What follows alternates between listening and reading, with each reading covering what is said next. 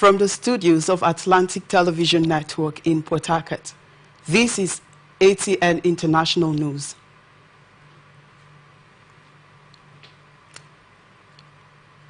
Iran Vice President resigns. Moscow promises tough response to Ukraine.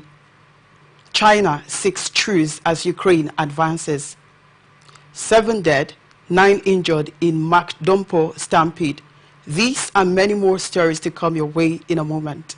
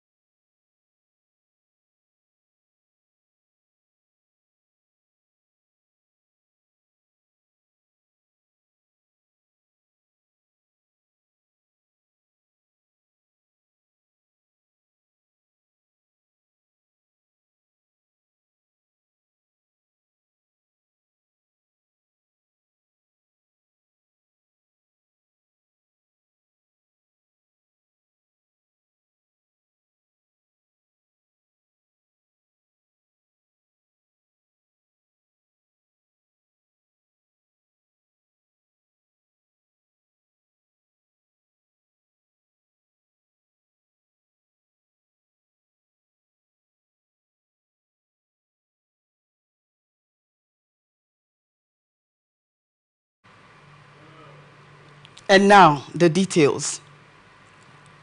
At least 12 people are confirmed dead after a landslide at a massive rubbish dump in the Ugandan capital, Kampala. Rescuers are continuing to dig through the waste in the hope of finding more survivors after the landslide, which followed weeks of torrential rain, and 36-acre Kitizi landfill is the only one serving the whole of Kampala, a city home to an estimated 4 million people.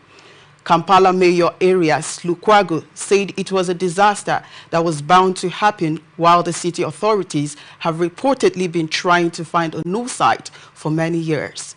A huge hill formed by the buildup of rubbish collapsed late on Friday night, burying houses on the edge of the site while residents were asleep. Reports by news agency while on Saturday, the death toll was given as 8, including 2 children. Kampala police spokesman Patrick Onyango on Sunday said 4 more bodies have been retrieved, while 14 people had been rescued. Onyango said some 1,000 people had been forced to leave their homes because of the landslide, and did not specify how many had been living on the site or whether they were living nearby, adding that many people earn their living by trawling through the piles of rubbish, looking for anything that can be resold, while the Ugandan Red Cross has been providing tents to those in need of temporary shelter.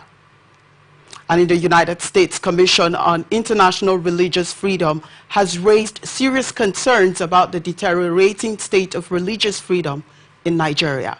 In a report released over the weekend, the commissioner criticized the federal government for its continued enforcement of blasphemy laws and its tolerance of violence perpetrated by extremist groups against religious communities. The 2024 annual report from USCIRF highlighted ongoing systematic restrictions on freedom of religion or belief across Nigeria. The report pointed out that several states were using blasphemy laws to prosecute members of various faith-based groups, including Christians, Muslims, and secular humanists. The Commission emphasized that these actions have led to widespread violations of religious freedoms. In light of these findings, USCIRF recommended that the U.S. Department of State designate Nigeria as a country of particular concern due to its ongoing and severe violations of religious freedom.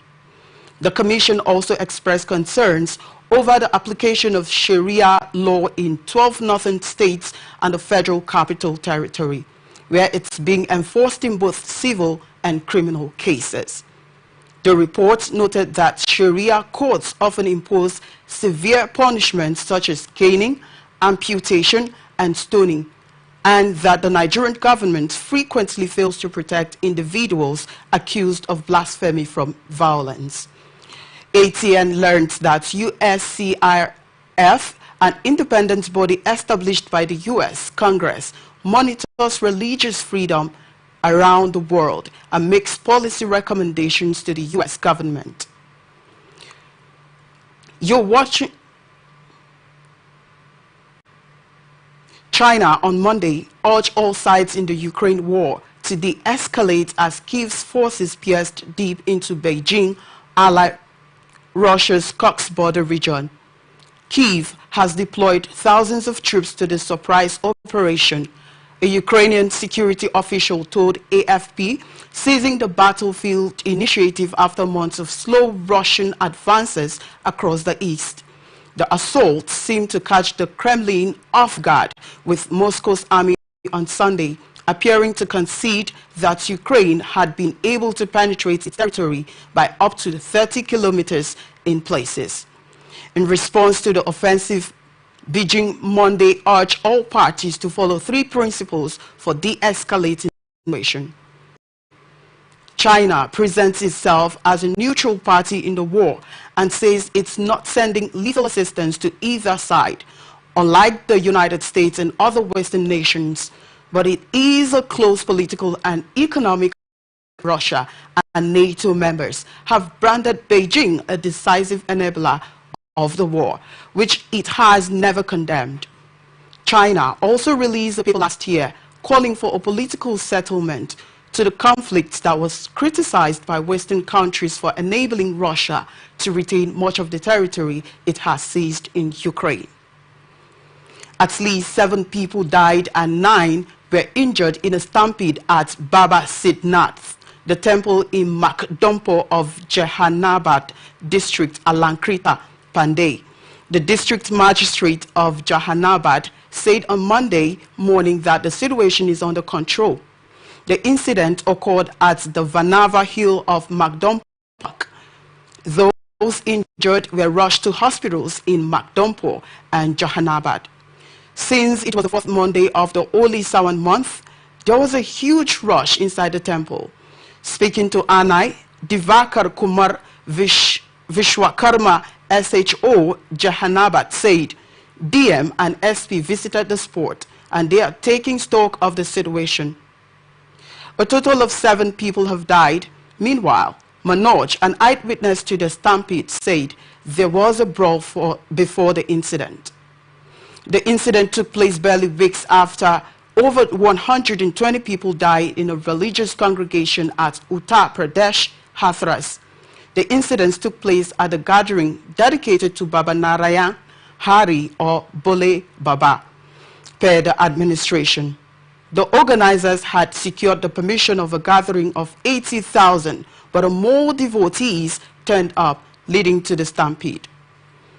Vietnam is planning to subsidize electricity prices for electric vehicle charging stations as part of its efforts to promote the use of EVs and meet its energy transition commitments. The subsidy scheme is due to be submitted to the central government by mid-September for approval.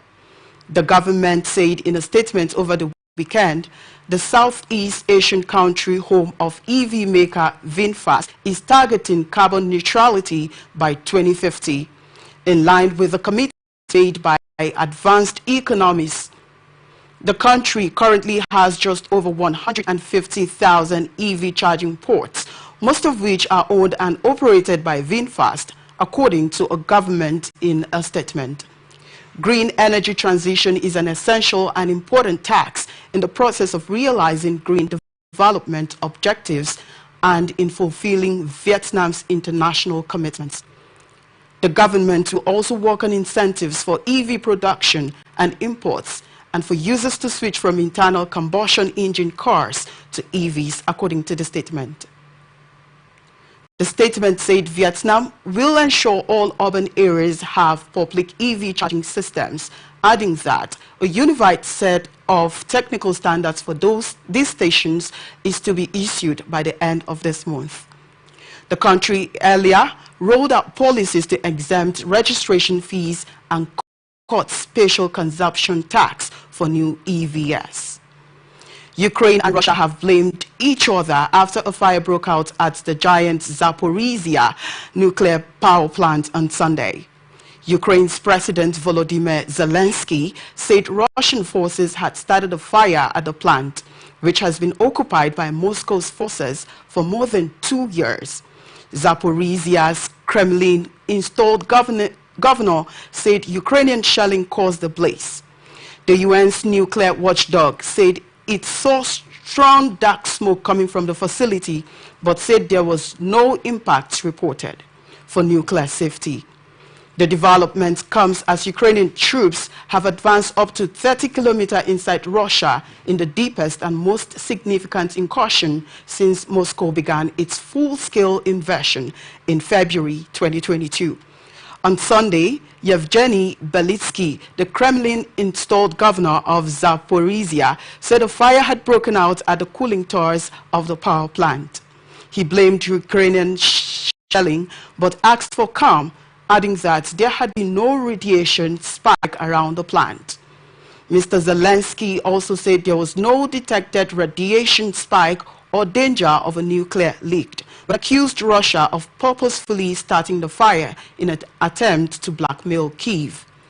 In the early hours of Monday, Vladimir Rogov, another Kremlin-installed official, said the fire had been completely extinguished in a telegram post. The nuclear power plant has been under the control of Russian troops and officials since 2022. It has not produced power in more than 2 years, and all 6 reactors have been in cold shutdown since April. In a statement posted on X, UN nuclear watchdog, the International Atomic Energy Agency (IAEA), said its experts had witnessed strong dark smoke coming from the plant following the multiple explosions. It said the plant had reported an alleged drone attack on one of the cooling towers at the site. Iran's Vice President Mohammad Javad Zarif has resigned, leaving President Masoud Pezeshkian's cabinet just 11 days after his appointment. Zarif hinted that the selection of ministers for Pezeshkian's new cabinet had been the reason for his decision. According to Zarif, at least 7 of the 19 ministers nominated were not his first choice.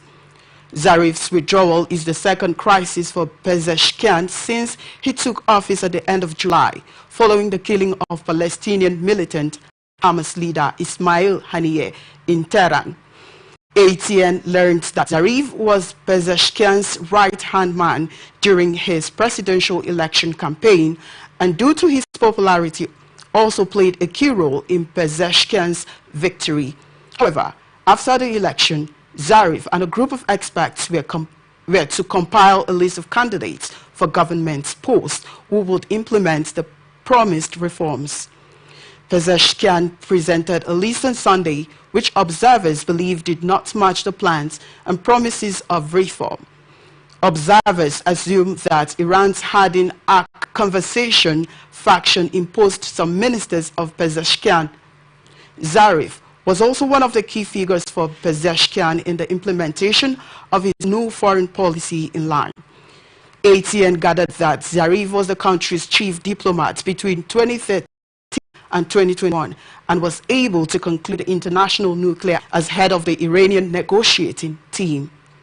With him and a new team of diplomats, Pezeshkian hoped to resume the nuclear negotiations so that the sanctions that are paralyzing the Iranian economy could be lifted. President Volodymyr Zelensky has confirmed the first time that the Ukrainian military is conducting a cross-border offensive inside Russia's western Kursk region. Late Sunday night, Zelensky said Ukraine was pushing the war onto the aggressor's territory, while Russia's foreign ministry says its army will deliver a tough response to the incursion. Kyiv launched the surprise attack and has advanced more than 10 kilometers inside Russia, and Russia says 76,000 people have been evacuated from border areas in the Kursk region. This is the deepest raid into the country since Moscow began its full-scale invasion of Ukraine in February 2022, while Kyiv and several other regions came under a Russian drone and missile attack overnight, killing 2.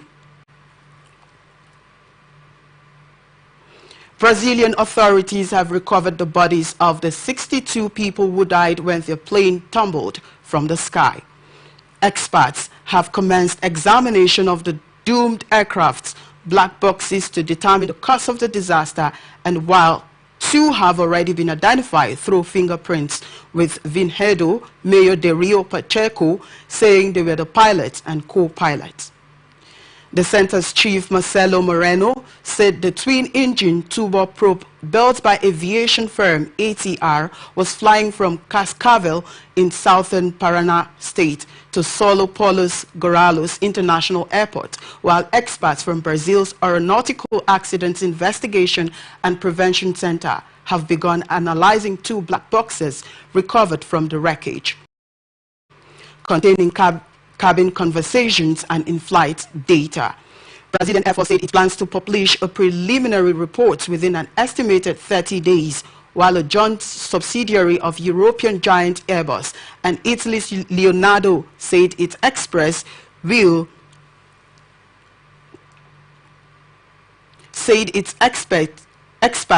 assist in the investigation, while the plane, in use since 2010, was in compliance with current standards, and the National Civil Aviation Agency said the 4 crew members were all full certified. VOPA's Operations Director Marcel Mora said the plane had undergone routine maintenance the night before the accident and that no technical problems were found. European stocks kicked off the new trading week higher, with US and UK inflation data set to dominate focus this week. The pan-European stocks 600 index was 0.05% higher by 10:50 a.m. in London, pairing earlier gains as investor hunts for signs that last week's market rout is finished. Financial service and insurance led gains both around 0.6%. European stocks followed their counterparts in Asia Pacific higher, continuing to shake off recent volatility. Global stock markets seesawed last week with steep sell-offs followed by a sharp rebound. The Stoxx 600 index ended up with a weekly gain of 0.27% according to LSEG data.